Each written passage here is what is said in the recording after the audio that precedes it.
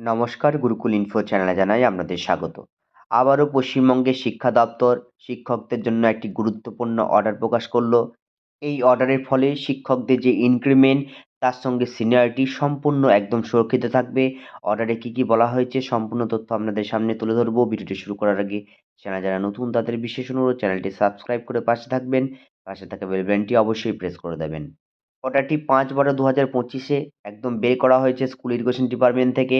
সমস্ত DI of school, primary এবং সেকেন্ডারিদের forward করা হয়েছে। সাবজেক্টে বলা হয়েছে instruction regarding fixation of pay of the candidates who have rejoined previous service in different primary secondary school throughout the state. অর্ডারে ৩/৪/২০২৫-এ সুপ্রিম কোর্টের যে এসএপি অর্ডার সেই অর্ডারের কথা উল্লেখ করে এবং সেখানে 47 নম্বর যে প্যারাগ্রাফ সেই প্যারাগ্রাফের মূল বিষয় ছিল সমস্ত ইন সার্ভিস শিক্ষক যারা পূর্ববর্তী চাকরিতে আগে ছিলেন তাদের চাকরিতে যোগদান করাতে হবে এবং সমস্ত ধরনের সিনিয়রিটি এবং আদার যে এন্টাইটেলমেন্ট সবগুলো কিন্তু প্রিজার্ভ থাকবে।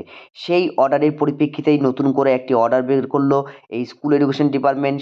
এই অর্ডারের পরিপ্রেক্ষিতে সমস্ত ডিআই সাহেবদের সেটা প্রাইমারি সেকেন্ডারি উভয়ই নতুন অ্যাকশন প্ল্যান তৈরি করবে এবং সেই অ্যাকশন প্ল্যানের পরিপ্রেক্ষিতে কী হবে সমস্ত শিক্ষক যারা নতুন করে পূর্ববর্তী চাকরিতে ফিরলেন তাদের যে ইনক্রিমেন্ট সহ যে গ্রেড পে এনহ্যান্স বা নতুন রোপা বলুন সমস্ত ধরনের অপশন ফিক্সেশন কিন্তু আপডেট করতে হবে। দরকার হলে সার্ভিস বুক কারেকশন করতে হবে।